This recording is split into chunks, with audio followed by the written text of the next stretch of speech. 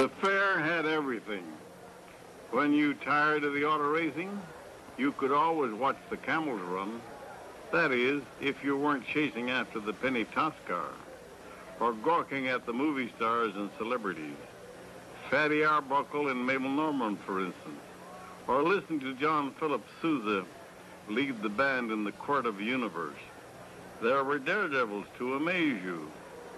Some were in the water and others in the air. There was plenty of culture and history too, beautiful girls and beautiful animals. It was the most wonderful thing that ever happened to San Francisco.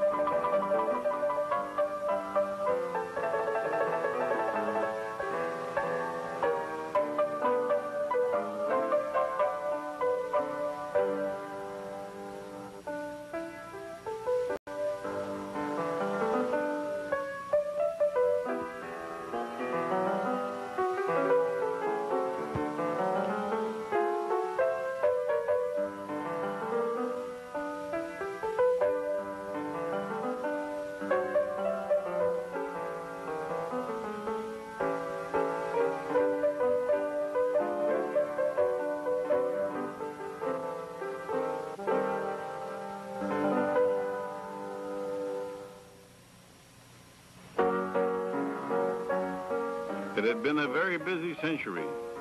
First, the city had been shaken down and then burned down. And while the St. Francis was still a burned-out shell, plans for the Exposition were being made in the Little St. Francis, a temporary hotel on Union Square. The site selected was this mud hole out at Harbor View, near what was called Cow Hollow. By 1912, San Francisco was nearly rebuilt. You could ride up Market Street for 5 cents, either in a jitney or a streetcar, or get a 9-course dinner for $1. Out at Harbor View that year, President Taft turned the first spade of earth to the cheers of thousands who gathered for the groundbreaking ceremonies.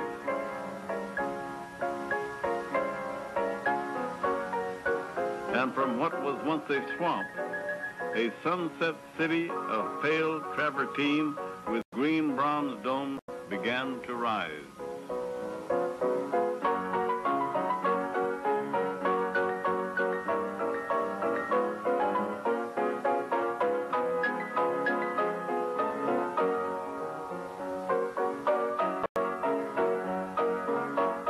It stretched from Chestnut Street to the water, from Venice Avenue to Fort Point in the Presidio, a marvelous array of cloistered palaces filled with the treasures of the world. The sheltered courtyards and arcades protected visitors from the bay winds and summer fogs. Separated from the rest of the world, open only to the waters of the Golden Gate and the Marin Hills beyond. It truly was a world apart, a world of wonders, of lights, an innocent world. For by May of 1915, the Lusitania had been sunk, and we would never be so young, so innocent again.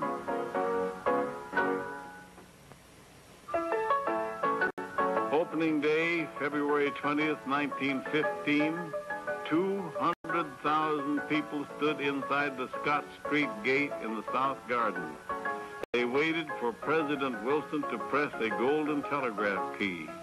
It sent a wireless message 3,000 miles to an antenna on the Tower of Jewels.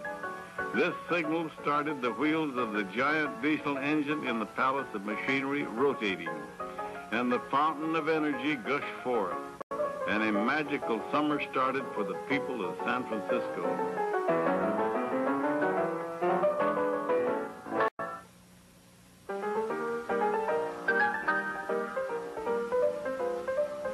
A If you went to the movies that year, you might have seen this trailer advertising the Panama Pacific International Exposition, along with Blanche Sweet and Thomas Mahan in The Secret Sin, and the latest chapter of Pearl White's new serial, The Exploits of Elaine. Here, the spirit of San Francisco mixes the gold of the poppies with the memories of 1906, and never forgetting how the world once befriended the ruined city, creates a wonderful fairyland and invites the world to come and share it. This charming and naive film helps to explain the tremendous emotional life the city received from the fair, why it has remained so vivid a memory after all these years.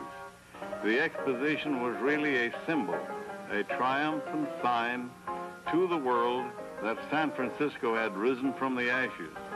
We had not only rebuilt the city itself, we had even built a second city, a city of jewels. The exposition was the first to have complete artistic supervision. Even the colors of each building were chosen from a master palette, and the sand on the paths was burned in a kiln to turn it the same color as the travertine walls of the palaces. This was the first exposition with indirect lighting, the first in which the flowers of the gardens were completely changed overnight as they faded. Indeed, John McLaren's gardens were the talk of the horticultural world. Hundreds of full-grown trees were transported from all over Northern California to the exposition ground. The fair was a crowning artistic achievement of the city that knows how. The directors of the exposition were terribly aware of the war that raged in Europe. It had very nearly wrecked their plans for any foreign exhibits and buildings. It took all the efforts of the directors to convince the nations of the world to participate at all. But by the opening day, 30 elegant pavilions lined the avenues of nations. Despite this, the shadow of the war hung over the fairgrounds.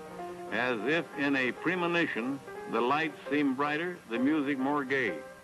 The world was shrinking. We were becoming more a part of it each day, and we sensed it. The Tower of Jewels was a thing alive.